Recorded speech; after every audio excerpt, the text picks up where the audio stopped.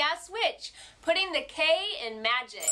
I'm Joanna DeVoe, and you're watching another episode of Every Which Way.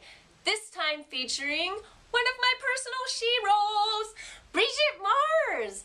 Brigitte Mars, for those of you who don't know, is an herbalist, an expert on wild foods and foraging. She is a raw food chef, a teacher, a speaker, and an extremely prolific author. She wrote this book, Rawsome, which is really, it's like an uncookbook for raw foodists. It's a great book, and so many other books that I will link to down below after this interview that I'm so excited that I got to do, because Brigitte is, when I say she's a shero of mine, I really mean that, because she's just a light. She has so much energy. She's such a vibrant person, so knowledgeable, but still like a free spirit, you know? She doesn't put on airs.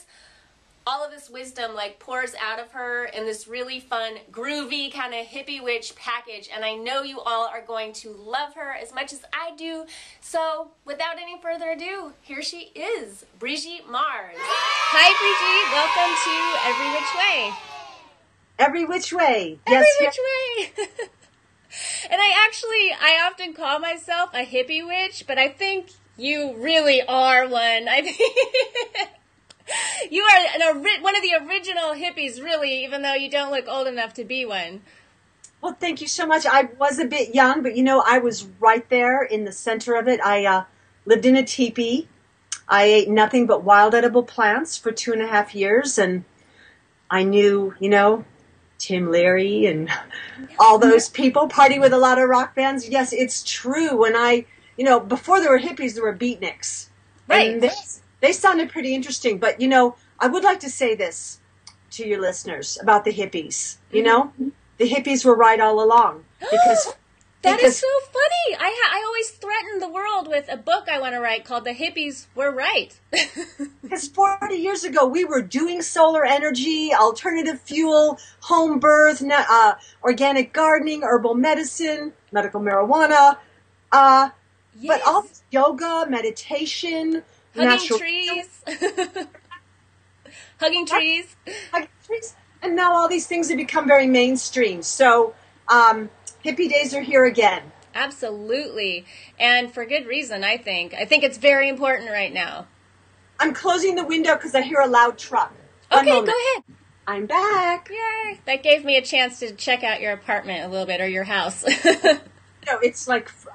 I do believe that someday my home, it's a 4-story condo in downtown Boulder, Colorado, will be a museum. It's like 4 floors of enchantment. I've got like big statues of angels and mermaids and wizards and fairies, and a lot of artist types come over when they're in town, like Alex Ray, and I love it. Yay. That's amazing. And you, I mean, gosh, just going off the hippie thing, you have 2 daughters, and one is named Sunflower, and one is named Rainbow. And I think you had one of your daughters in a teepee. Is that true? Right. Well, Sunflower Sparkle Mars is now 40, and she has 2 children, and she's a preschool teacher. And Rainbow Harmony Mars is like way more famous than I am. She's, she went to Hollywood at 18, and she's been an international model for Adidas, but a fitness model for yoga. Mm-hmm. And has traveled the world 3 times with her modeling career. But lately she's had a bit of a scandal, a huge scandal. And it's been in the tabloids and on The View. Barbara Walters was talking about it. So she got married in Kauai last month, and she invited her guests to do a cleanse before the wedding.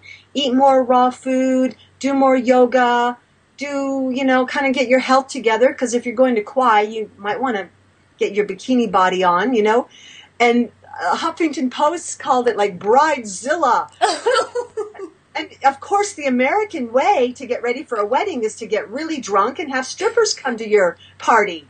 But she was trying to get people to up the vibe a little bit, so it went viral. And she's in the tabloids this week, in Touch magazine, but she's turned it into a very positive thing. And yes, Rainbow was born in a teepee. I was going to name my child Rainbow Harmony Mars before conception.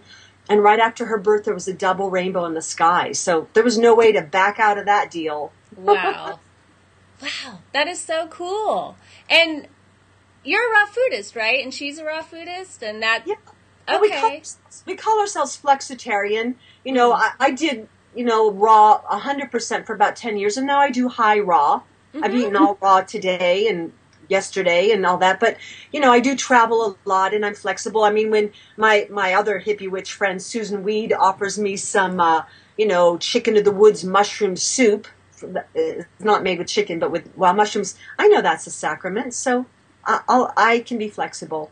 That is a great attitude for sure. And I did the same thing. I was 100% raw and then I moved into a high raw diet myself. So, and you're really, I mean, you've been doing this lifestyle to some degree, you know, regardless of any phases or what you've learned as you've gone along for at least 40 years now. Yeah.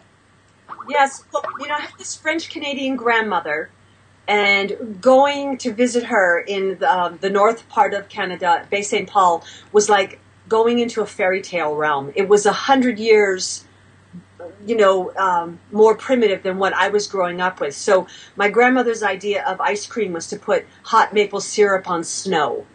And she made soap in a big cauldron. And, you know, she gardened and she grew plants. And so even though she's very Catholic, there was this part of my grand-mère that was like reading tea leaves and reading the cards and, you know, kind of looking at all the oracles. And I said, yes, she's kind of a witch too, but, you know, it's a good thing she's not too public about it because they used to kill people for all of that. But I, you know, I really embrace what I call and what I've learned from Susan Weed, the wise woman tradition. Mm-hmm. No, it's really, I don't even think Jesus would disapprove. As a matter of fact, you know what, Joanna, I've been thinking about making a bumper sticker called Witches for Jesus. You know, they got Jews for Jesus. What's wrong with Witches for Jesus? I don't think he would have a problem with any of this earth-conscious stuff that it's good for the planet, you know? Absolutely. And let me direct my viewers, who I know will love this, to an article you wrote called Hippie Chick Seeks Revelation. That's kind of your journey from the upbringing with a bit of Christianity and then moving toward, I think you said something in that article about, I know Jesus is a groovy guy, but I didn't want to be limited to one teacher. Well, that article, which is morphed a few times, is actually about my finding this book called the Urantia book, which is spelled Urantia. And the Urantia book's really amazing. It says it's the fifth epical revelation, and it is like such a systems upgrade, but I used to read it when I lived in the teepee by a kerosene lantern, and it talks about life after death, and it says things like, you know, Jesus had a core of women apostles, which they left out of the Bible. It talks about the Lucifer rebellion, which was a war in the heavens that really did happen, and Earth was a part of that, and so we became quarantined. But it talks about all the angelic beings, about, you know, Adam and Eve, but they weren't the first two humans. So anyone who's a serious spiritual seeker might really find the Urantia book amazing. But I also, you know, come at it from an attitude of, you know, spirituality, yet really hip and not really limited, because there's a lot of free thinkers in that movement. And Mo Siegel, who started Celestial Seasonings, lives here in Boulder, and he's a Urantia book reader, and he put a lot of his fortune towards getting the book translated.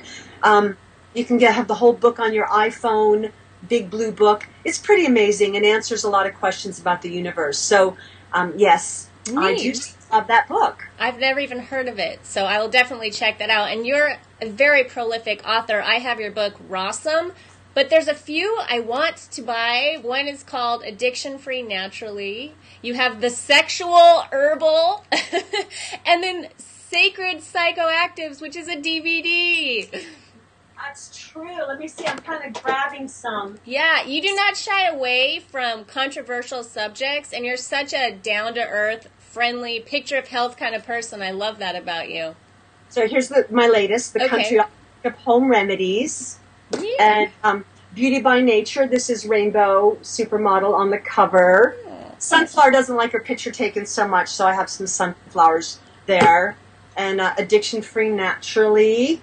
and the sexual herbal. I mean, this is like everything you need to know about menopause and menstruation and prostate health and breast cysts and everything. Oh, cool. But Sacred Psychoactives is a DVD, and it looks like I'm out of that. But, you know, I've been studying health for a long time, and I teach at a university called Naropa University. And a few years ago, they asked me if I would be willing to teach a class on how the students, not that we want them to do psychedelics, but if they are going to do them, which they are, could you talk to them so that they don't end up in the mental hospital or getting arrested? So I created this DVD talking about having intention and being in a safe set and setting with people you know and trust. And, you know, just because a substance is available, it may not be the right time to do it.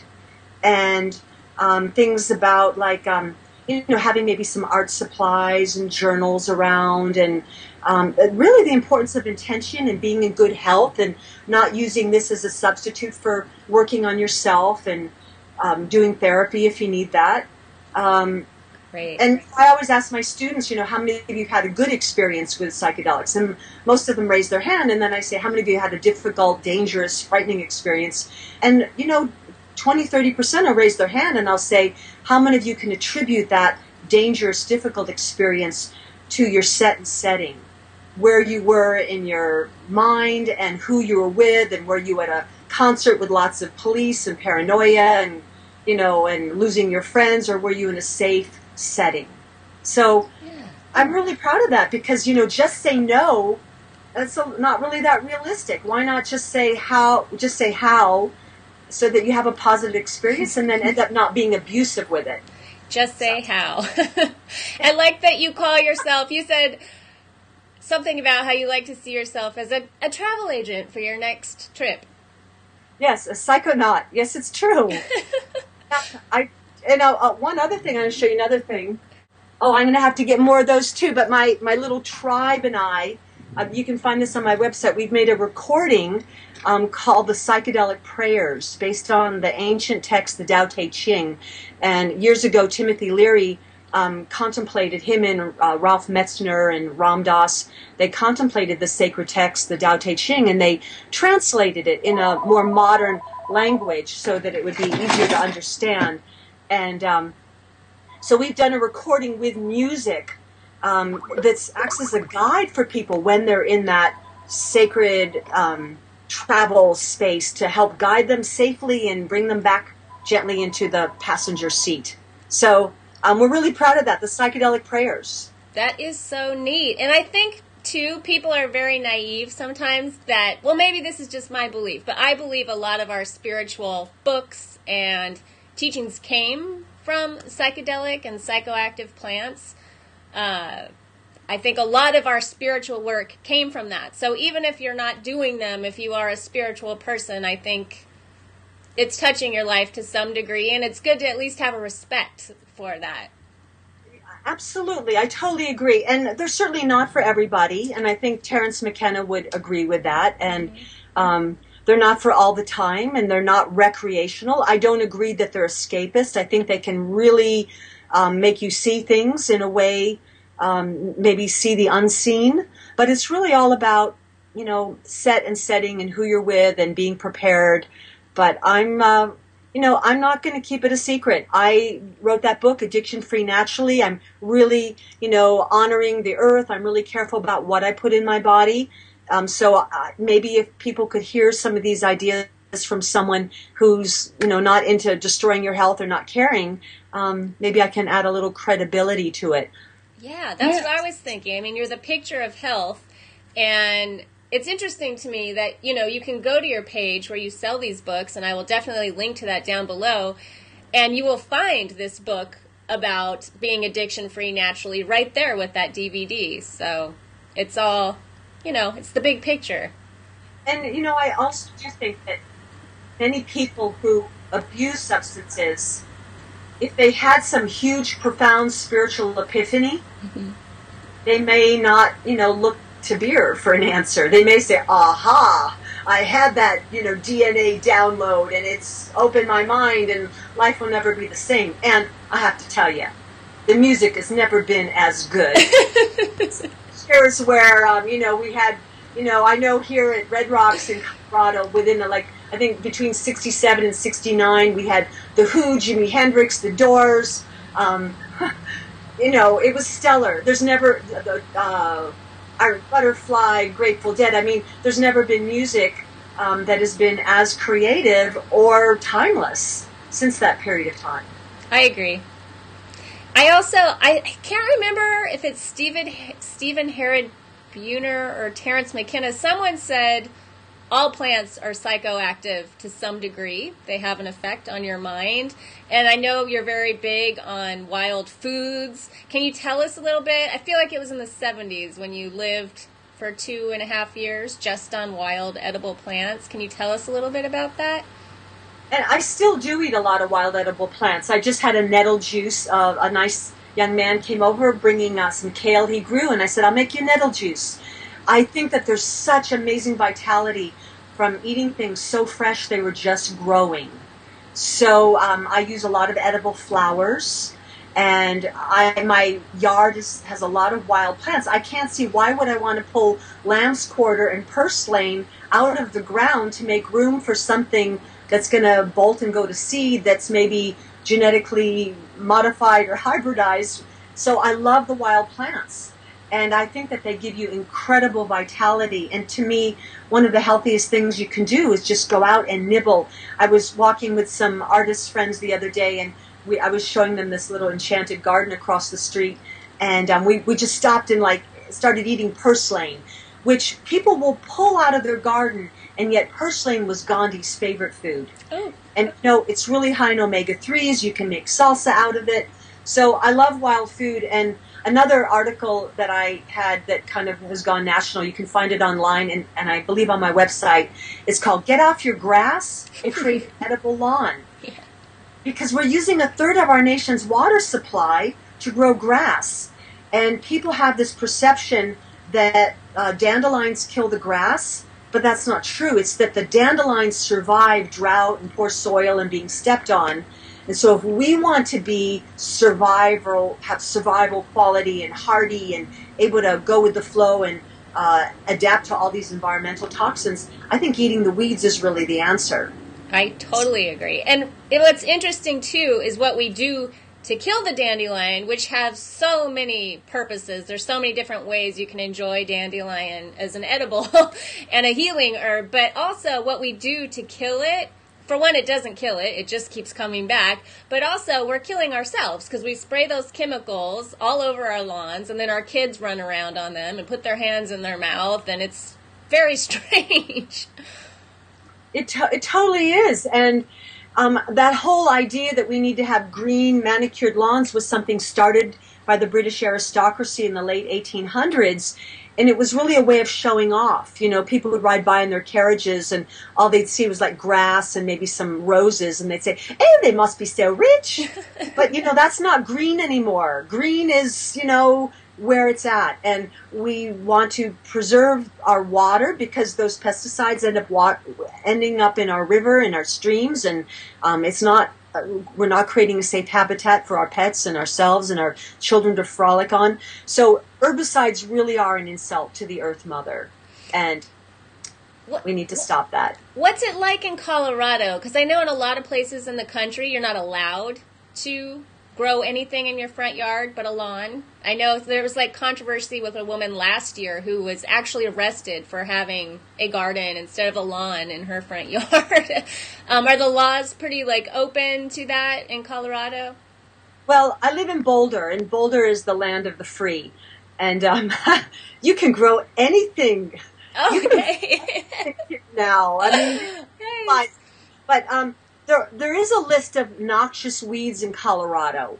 And so what I love to do is show up at city council meetings and talk about, you want to talk noxious weeds, Japanese knotweed, Polygonum multiflorum, Polygonum cuspidatum. And I'll bring a bottle, from the health food store and say, do you know that this bottle sells for $30 at the health food store? Resveratrol. Look what it's made from. Polygonum cuspidatum. And then one of the other noxious weeds, St. John's wort. it's illegal to grow St. John's wort. Do you know that we sell bottles of Hypericum perforatum, you know, for depression, for mild to moderate depression? So who are these? The concern is that these plants are not native to here. So I noticed that all these people making judgments about non-native plants, they don't look very native to me either. Right. You know?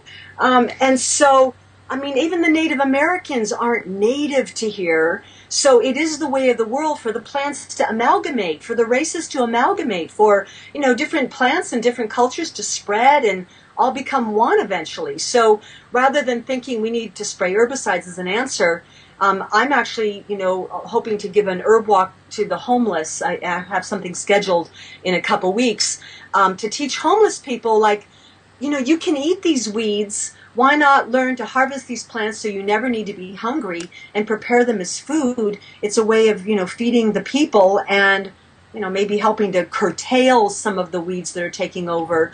But another thing about Japanese knotweed, it's proving to be a remedy for Lyme disease. A lot of these herbs that are taking over are helping to decontaminate toxic soil.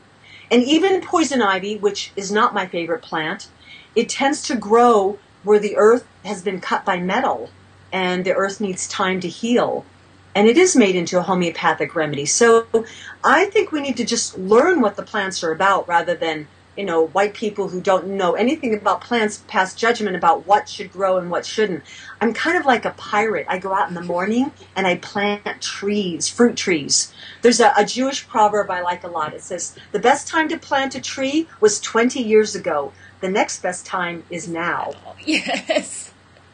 I hope that you do something public about the homeless walk that you're doing, just even if it's just a video or blog post, because I think that's one of the best ideas I have ever heard, and I would love for that to be a model for other people to pick up on and start doing that as well. What a beautiful idea. Well, I do have a video on wild edible plants, and, you know, libraries can carry it, and it's called Healing Herbs and Wild Food, and not only do I introduce the plants, but I make a whole raw meal with the plants. Yeah. So I'm, you know, I'm out there. My mission is to make a difference, and my prayer to God and the goddesses, use me. I'm here. I want to make a difference while I'm here, and if I can use my voice to get people to not spray dandelions or try echinacea before antibiotics or eat chia seeds for breakfast. Yeah. I think, too, you know, homeless people can't afford DVDs. They may not even have a way to watch them, so that you're actually going out and doing that, I find very empowering for all of us, because more and more people are becoming homeless all of the time. And it's important that they have dignity and a way to feed themselves. And it's everywhere. I mean, you can drive down any freeway or alley, and I don't know if those are the best weeds to eat, but you can just see they're just like coming out of the cracks in the sidewalks, like, eat me, please, I am here to help you. I agree, and I am really glad to be doing that. I'm doing it in conjunction with a group called Food Not Bombs that collects food from restaurants and serves the homeless a big meal in Boulder. So anyways, Boulder is kind of a very liberal place, but they haven't not ticketed me for having St. John's wort in my yard or anything like that. Right. I hope they don't. If they do, believe me, I will make it very public. Okay.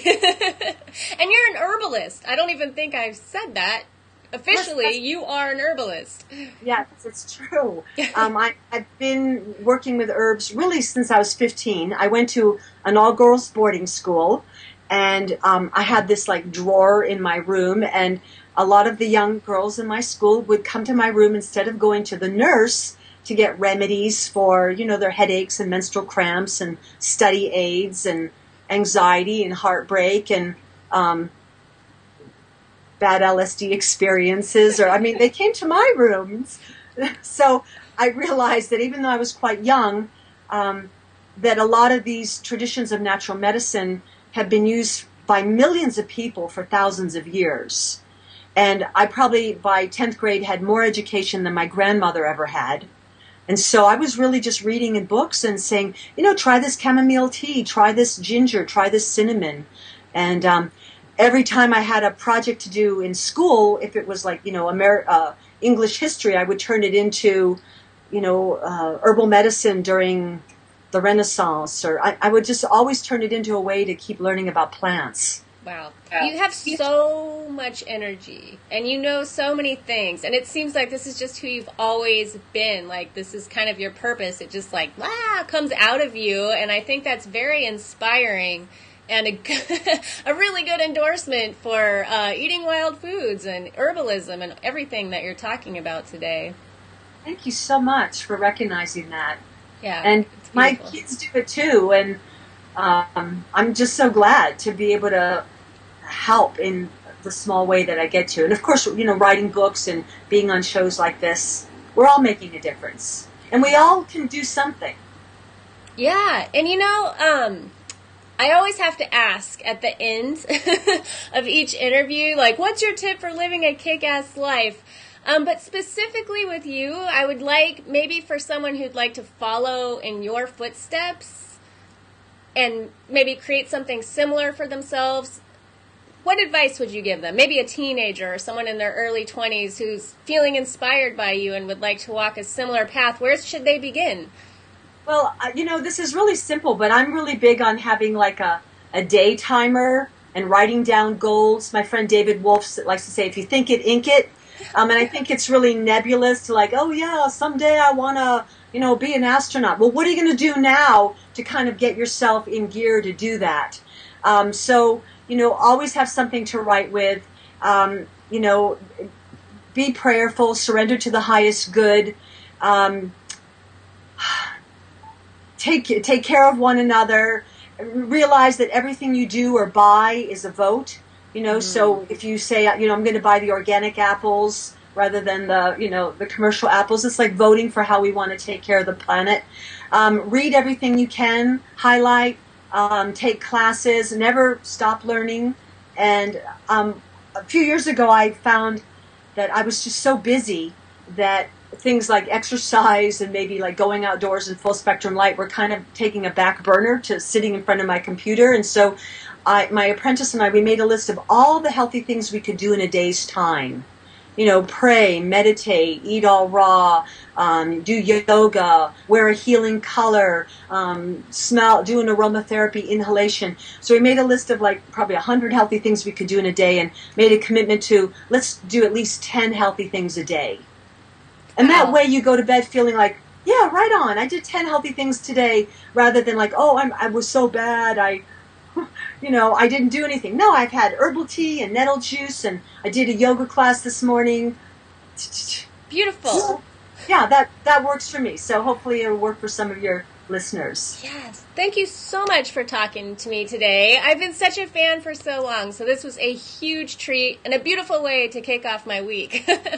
And when it comes, to be posted or whatever, let me know so I can put it on my Facebook and Twitter and of course newsletter. Okay. Absolutely. Thank you. Much love. Peace. Many thanks. Peace and love.